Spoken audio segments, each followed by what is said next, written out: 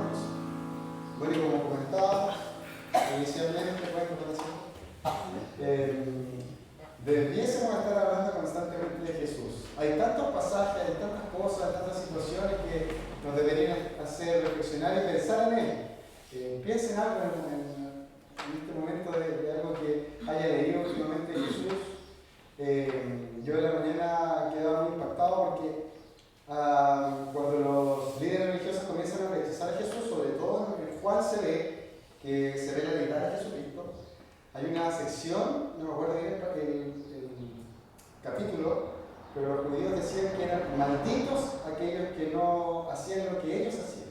¿sí? O sea, en pocas palabras dice, malditos los que le creen a Jesús porque nosotros no le creemos. Entonces nosotros sabemos la Biblia de ese niño, pero malditos los que creen en el mensaje de Jesús, imagínense. Bueno, finalmente, efectivamente fue llevado a la cruz por salvar nuestros pecados. Pero debiésemos siempre pensar, ¿no?, en la maravillosa vida de Jesús, pero también, y de hecho vamos a hablar un poquito después, de que Jesús es más que nuestro modelo, ¿sí?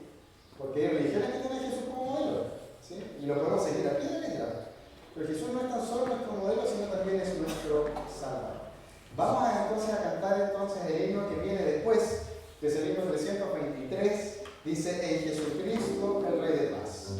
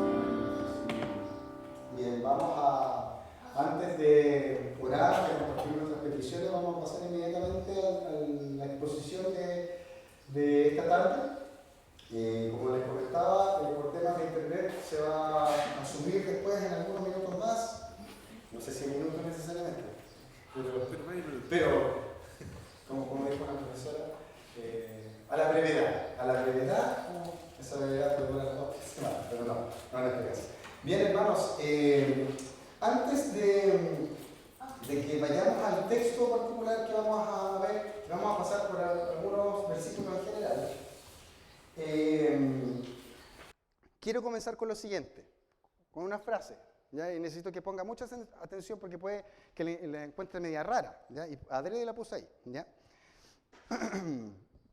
Dice así: predique el Evangelio como un remedio o cura, pero asegúrese de hacer ignorar al pecador su enfermedad fatal del pecado. ¿Sí? Voy a repetir. Predique el Evangelio como un remedio o cura, pero asegúrese de hacer ignorar al pecador su enfermedad fatal del pecado. Charles Finney, en un libro que se llama Cómo predicar sin convertir a nadie. ¿Sí? Y enseguida vamos a profundizar en esto. Vamos a orar. Padre nuestro, te damos gracias, Señor, porque tú nos acompañas, nos cuidas, nos ayudas, Señor, a pesar de nuestra inconstancia, nuestras debilidades. Tú nos abrazas, nos levantas, Señor, constantemente. Queremos pedirte, Señor, que podamos valorar el mensaje del Evangelio en cada momento y lo podamos hacer propio también en nuestro caminar. Oramos, Señor, para que nuestros vecinos, nuestros amigos, quienes nos conocen, puedan conocerte, Señor. Pueden llegar a tus pies a través de esta iglesia, Señor. Te pedimos que nosotros como congregación podamos ser un medio por el cual, Señor, tú proclames tu palabra y sigan sumándose personas a tu congregación. Oramos en el nombre de Jesús. Amén. ¿Le llamó la atención lo que acabo de leer? Bien, había un predicador que para algunos es respetable o no respetable, pero estamos hablando ya por el 1800 y algo, ¿ya? Bien añejo. Bien, y este pastor que fue muy conocido, Charles Finney se llama, desde del área, digamos, más evangélica, él una vez escribió un artículo de cómo predicar para que la gente no se convirtiera, pero era como una sátira, era como para darse cuenta de que había formas en las cuales uno podría hablar de Jesús, incluso mencionar la salvación, pero no llegar a la profundidad de la cual necesitamos reconocer por qué poner nuestra fe en Jesús y no en otra persona. Y él decía, una de las técnicas para que la gente no conozca realmente a Jesús era predicar el Evangelio como una cura, pero asegurarse que la gente ignorara el pecado como su enfermedad fatal. Y yo comenzaba esto me gustaría que nosotros podamos pensar al respecto, porque quiero hacer la siguiente pregunta. ¿Por qué escoger a Jesús y no otro profeta? Hay gente que tiene sus otras religiones, ¿cierto? Sí. Nosotros quizás tenemos personas cercanas o no tan cercanas, pero hay gente que tiene otro pensamiento. Hoy día, por ejemplo, en la juventud está muy de moda todo lo que tiene que ver con el área espiritual, ¿ya? Pero bien cercado al oriental, ¿ya? Y ahí aparece Buda, aparece, por ejemplo, lo que se conoce como a grandes rasgos, la nueva era. Y dentro de estas cosas también hay gente que no necesariamente es joven, busca y come un poco de esto, hablando como espiritualmente, ¿ya? Y entonces mi pregunta es, ¿por qué razón usted y yo escogimos a Jesús? O más que escogimos a Jesús, depositamos nuestra fe en Él. ¿Podríamos haberlo hecho en otra persona? ¿Podríamos nosotros depositar nuestra fe en otra persona? Por supuesto que sí, po. Podíamos nosotros pararnos de aquí y decir, no, ¿saben qué? No estoy de acuerdo con esto, po, y me voy, po. Pero nosotros, conscientemente, hemos tomado la decisión de decir, como muchos lo dicen, yo voy a seguir a Cristo. Sea lo que sea, yo voy a seguir a Cristo. Pero la pregunta que quiero hacer es, ¿por qué seguimos a Cristo y no seguir otro sistema, otra cosa? Y hay un pasaje que si usted quiere me puede acompañar, pero no va a ser el que vamos a ver. Está en 1 de Pedro, capítulo 3, verso 14. Dice, más también, si alguna cosa padecéis por causa de la justicia, bienaventurados sois. Por tanto, no os amedrentéis por temor de ellos, ni os conturbéis, sino santificad a Dios el Señor. Estoy en 1 de Pedro 3, versículo 15, dice, sino santificad a Dios el Señor en vuestros corazones, y estad siempre preparados para presentar defensa con mansedumbre y reverencia, ante todo aquel que os demande, yo voy a destacar esta palabra, razón de la esperanza que hay en vosotros. Y hermanos, acá al hablarnos de razón, en este caso Pedro nos está invitando a que nosotros realmente pensemos conscientemente por qué creemos en Jesucristo, por qué creemos en Dios y por qué finalmente las personas que somos parte de esta congregación somos bautistas independientes, ¿sí? Y creemos en Jesucristo como el Salvador.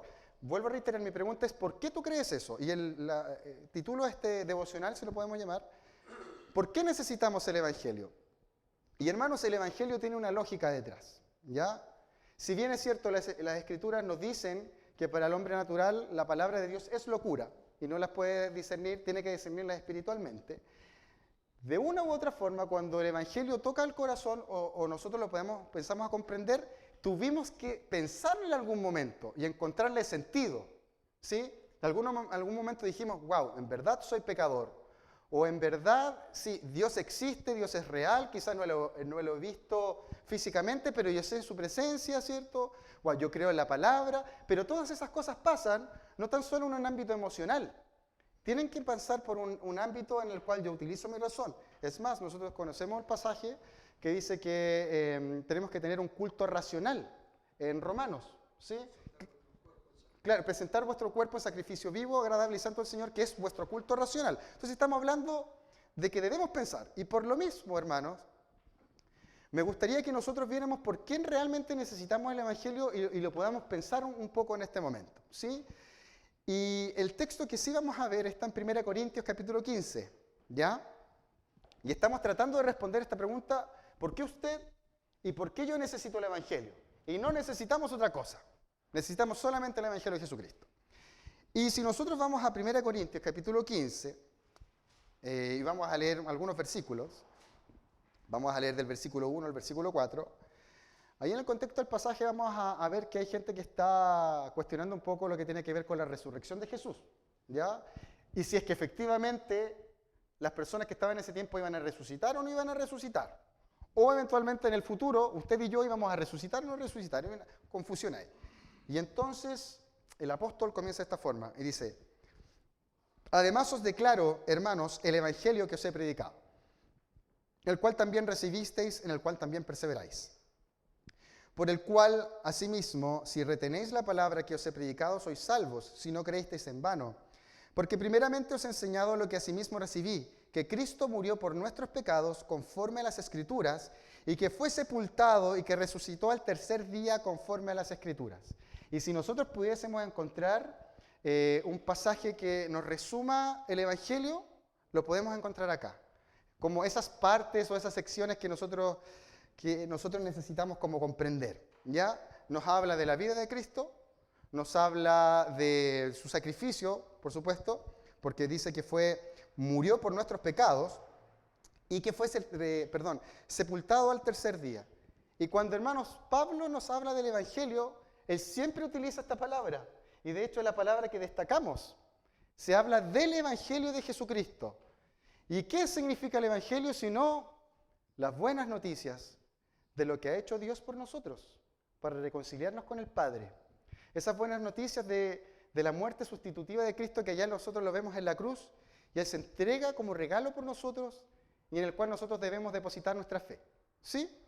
Pero este Evangelio tiene cosas, ¿ya? Y yo quiero destacar una en particular hoy día, que algunos dicen que no se está practicando tanto, ¿ya?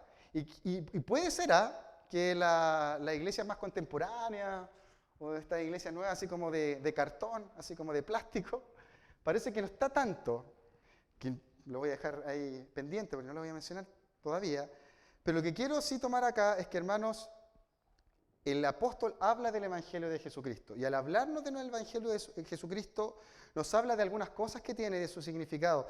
Y mire, fijémonos en el versículo 3. Y el versículo 3 dice, porque primeramente os he enseñado, lo que asimismo recibí, este Evangelio. ¿Y qué tiene el Evangelio? Y dice que Cristo murió por nuestros pecados conforme a las Escrituras. Y entonces tenemos que preguntarnos, ¿por qué Cristo murió? Y la misma Escritura nos dice que Cristo murió por nuestros pecados, y aquí está la gran diferencia quizás con otros sistemas, ¿ya? Hay ideas humanas, y son re viejas, muy viejas, que por ejemplo se señalaba que el hombre es una tabula rasa, o sea que nosotros somos limpios, no tenemos nada, pero ¿qué es lo que nos corrompe?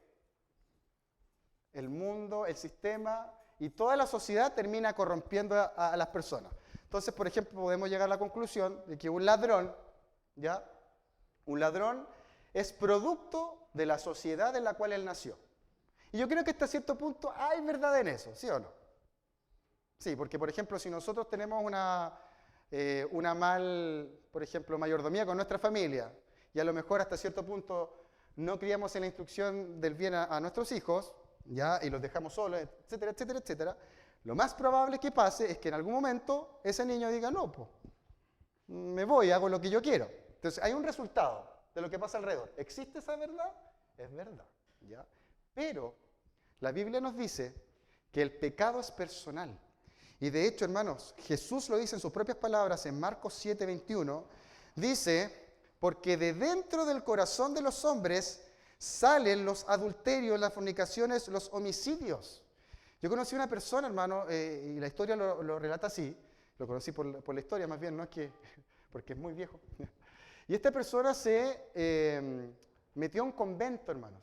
En ese tiempo, esta persona se dio cuenta de que era muy pecador. ¿Y sabe lo que hizo? Se metió a un convento adrede para no contaminarse. Y esa persona que se metió a ese convento para no contaminarse se dio cuenta de algo, que el pecado seguía tocándole la puerta.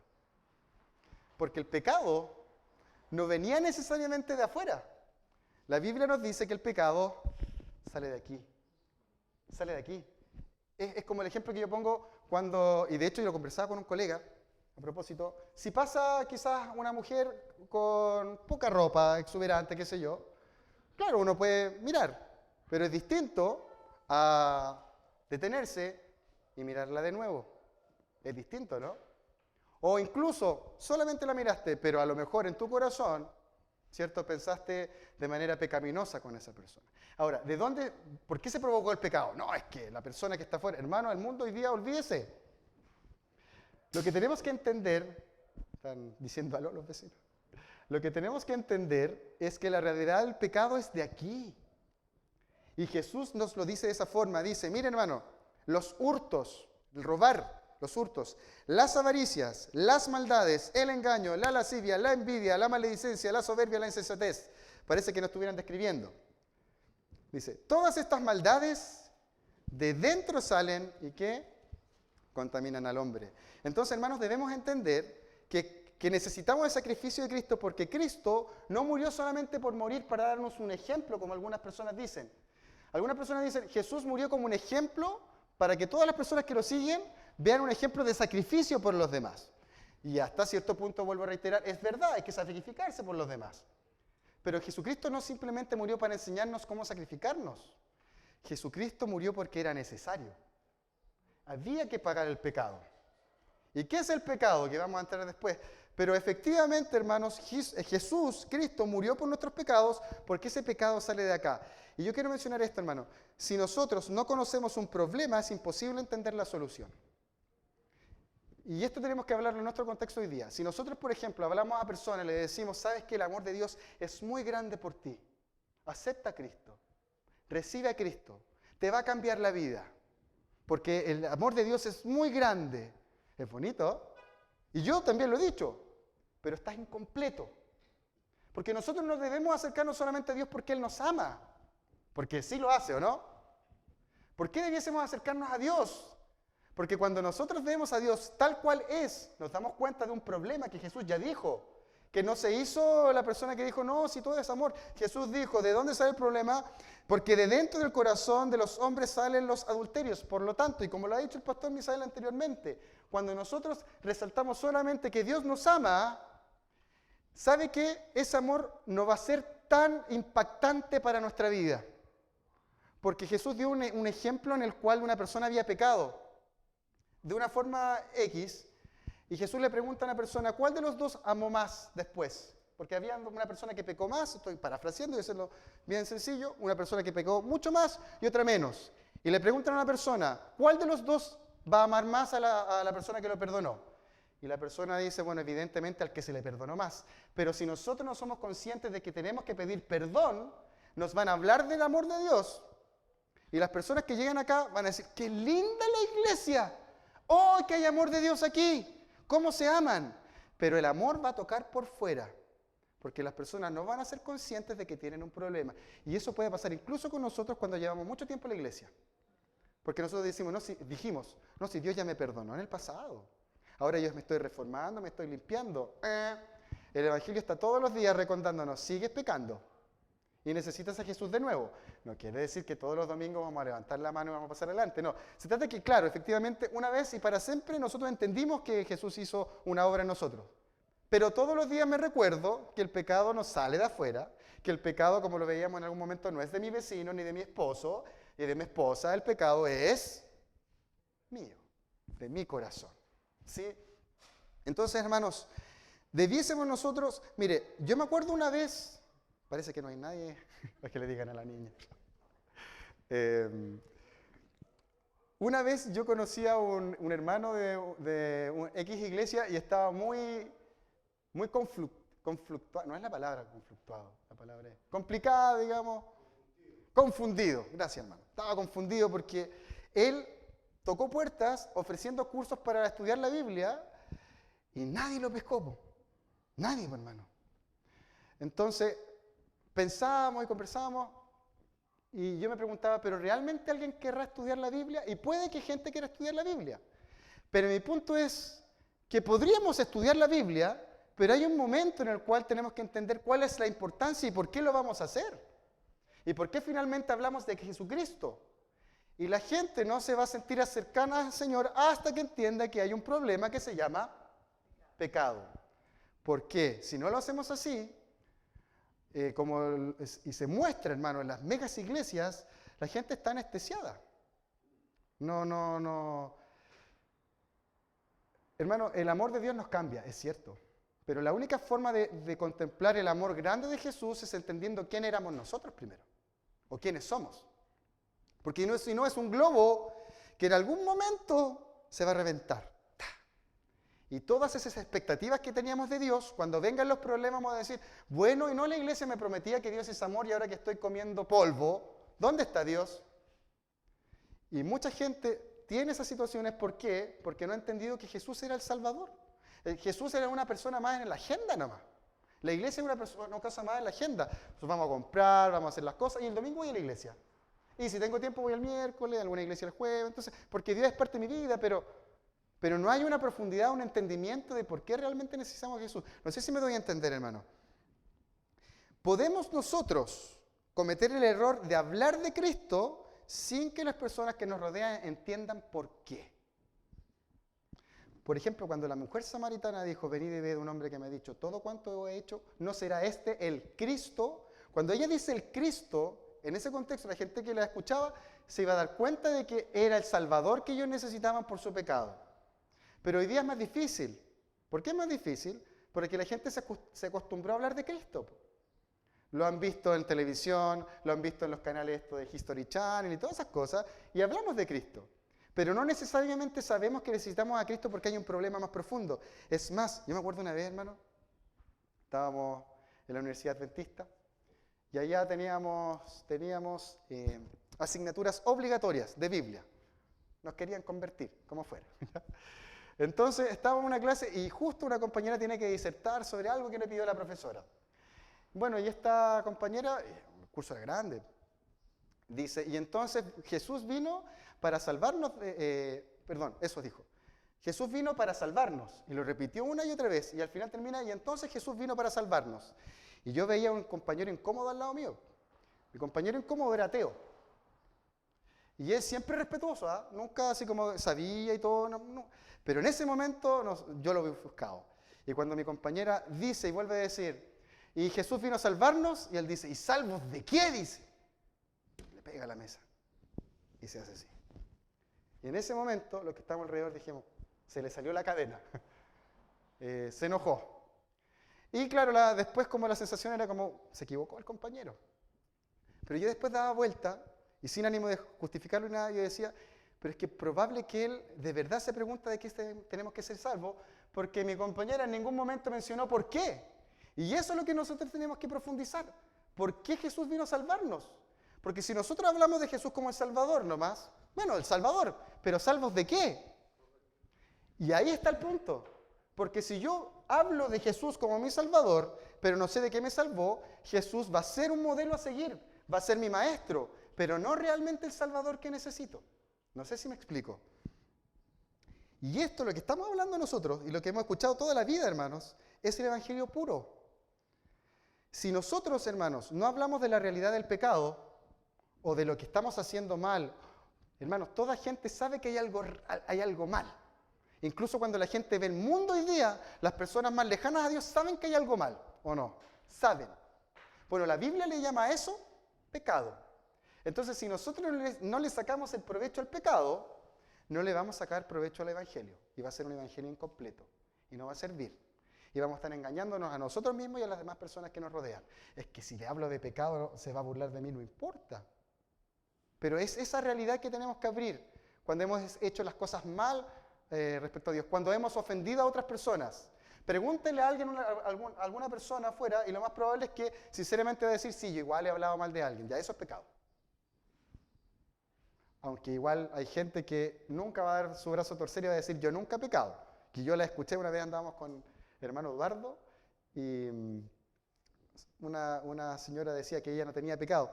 Pero, hermanos, Jesús compartió su evangelio abriéndonos a la realidad del pecado. Y entonces, ¿cuál es el problema?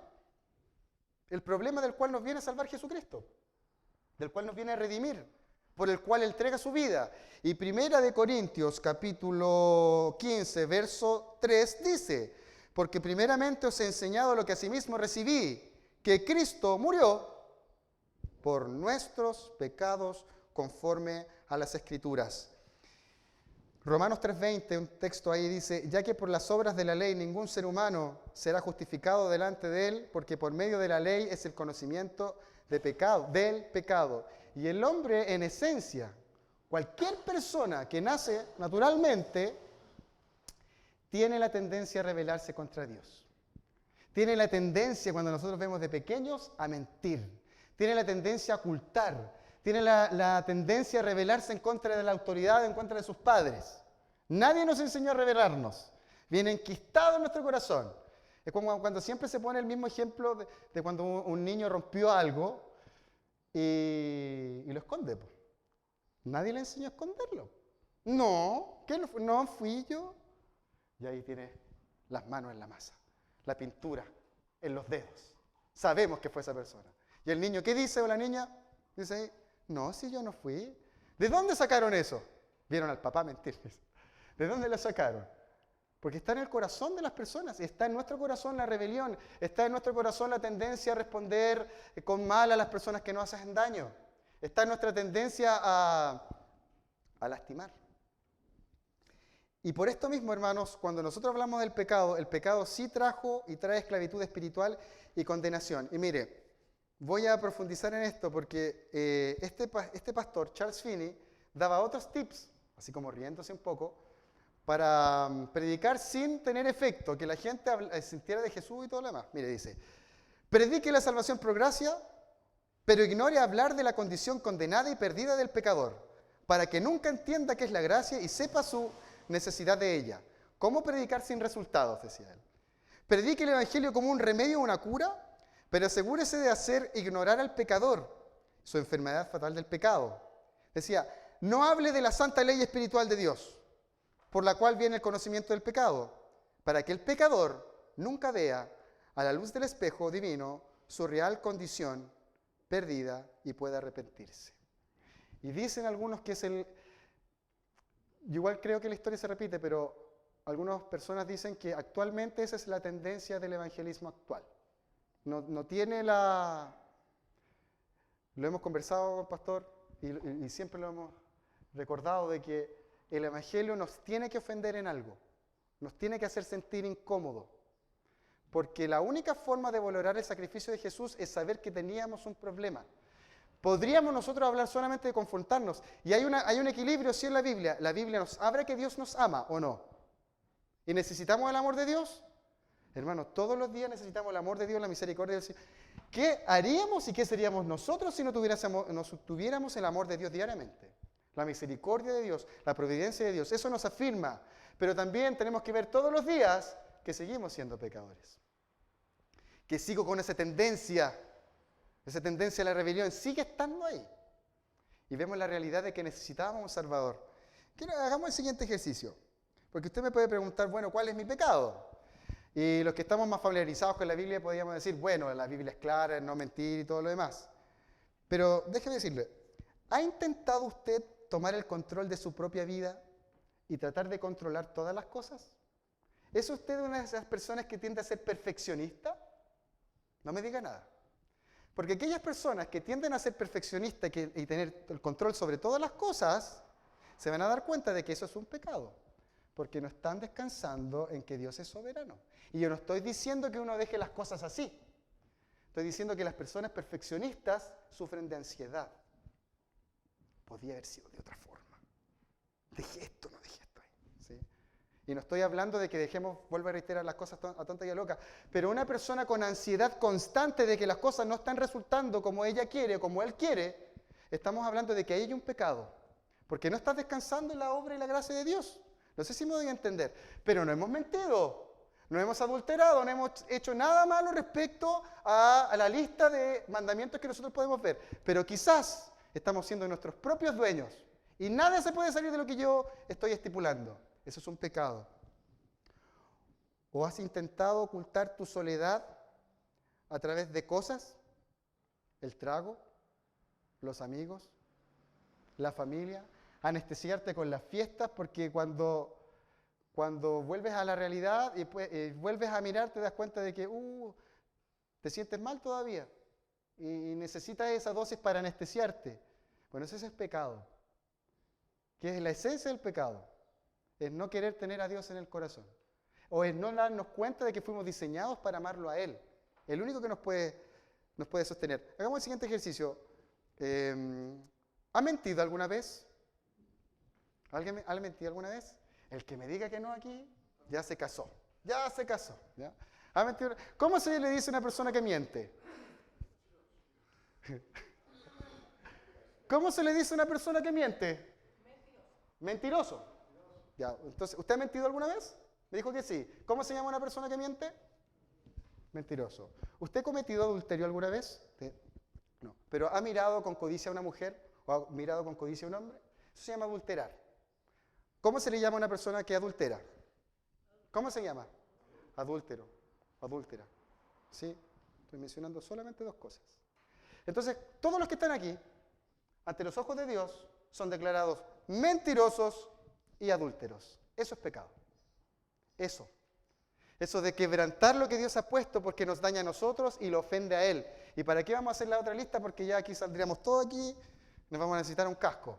¿Sí? El Señor nos hace ver la realidad de que ese es nuestro grave problema, el pecado. Cuando hablamos mal de otra persona, eso es pecado. ¿Sí? Cuando pensamos mal de otra persona, eso es pecado. Cuando albergamos superioridad y decimos, oh, yo no soy como él. Gracias, Señor, yo llego temprano a la iglesia. Hay algunos que llegan tarde, dice. ¿Ah? ¿Sabes tú por qué llegó tarde aquella persona? No sabemos. ¿Pero cuál es el juicio? No. ¿Cómo no va a llegar a tiempo? ¿Ah? ¿O no? La mañana leía, el que esté libre de pecado, ¿qué le dijo Jesús? Lance la primera piedra. Y se agacha el Señor y sigue dibujando. ¿Y qué pasó con los demás? Uno a uno fueron dejando la piedra y se fueron. Pero Jesús no justificó el pecado de esa mujer por si acaso. ¿Ah?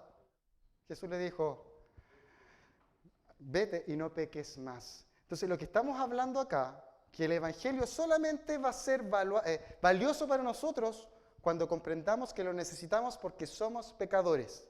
Si no abrimos esa realidad, el Evangelio va a sonar bonito, va a sonar afirmante, nos va a hacer sentir bien, pero Jesús no va a ser suficiente en su salvación porque nos salvamos solos. Y así de muchas personas. Jesús es el modelo, pero yo tengo que rezar cierta cantidad de veces, tengo que hacer esto y esto y esto, tengo que ir incluso a la iglesia, y entonces voy a ser salvo. Así no funciona. La solución entonces es que a ese pecado que apuntamos nosotros hace un momento atrás, 1 Corintios 15:4 dice, y que fue sepultado y que resucitó al tercer día conforme a las Escrituras. Y el Evangelio de la gracia de Dios es que Dios paga esa deuda y Él nos sustituye. Esa vida perfecta que nosotros no vamos a poder vivir nunca, Él la vivió por nosotros y nos la entrega como un regalo. Y porque nos la entrega como un regalo, Dios desea que vivamos la mejor manera posible, por amor a Él. Yo quiero terminar con esto porque cuando nosotros hablamos de la gracia de Dios, la gracia de Dios y el Evangelio de Jesucristo nos tiene que empujar a servir mejor y a hacer las cosas bien por amor al Señor, a cambiar. Había un pastor que estaba hablando de estas cosas y se acercó una dama mayor, porque ella había entendido un poco el mensaje, empezaron a conversar, y entonces le pregunta, entonces tú me estás diciendo, pastor, que si yo confío en que Jesús murió por mí, ¿realmente yo puedo ser salva? Sí. Entonces decía, ¿y eso significa que Jesús perdonó mis pecados pasados, presentes y futuros? Y que no depende de lo que hago, sino que de lo que Él hizo en la cruz. El pastor dice, sí, eso es el Evangelio. Entonces me da mucho miedo, dijo ella. Pero el pastor dice, ¿pero cómo le va a dar mucho miedo? Sí, es que si esa persona murió en la cruz por mí y perdonó mis pecados pasados, presentes y futuros, yo le debo la vida. Yo le debo la vida. Y lo que Él me pida, yo lo voy a tener que hacer. De eso se trata la gracia de Dios. Comprender que ha sido tan grande su amor que no nos queda otra cosa que decir, Señor, tú eres Dios. Caemos de rodillas y decirle, Señor, voy a hacer lo que tú quieras que yo haga. De eso se trata la gracia del Señor.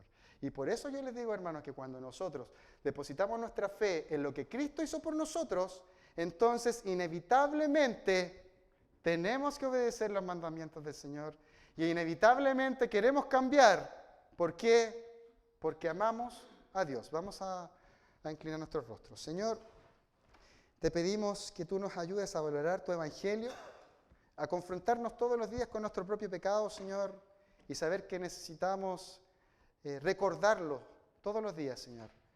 Ayúdanos a ser humildes, a reconocer, Padre, que somos insensatos, a reconocer que necesitamos de ti. Limpia nuestros corazones, Señor. Haz la obra en cada uno de nosotros quienes estamos acá, quienes van a escuchar posteriormente el mensaje, Señor. Ayúdanos a comprender la necesidad que tenemos de tu sacrificio por nosotros. Oramos en el nombre de Jesús. Amén. Bien, hermanos. Entonces ahora, como es miércoles, ¿qué hacemos los miércoles?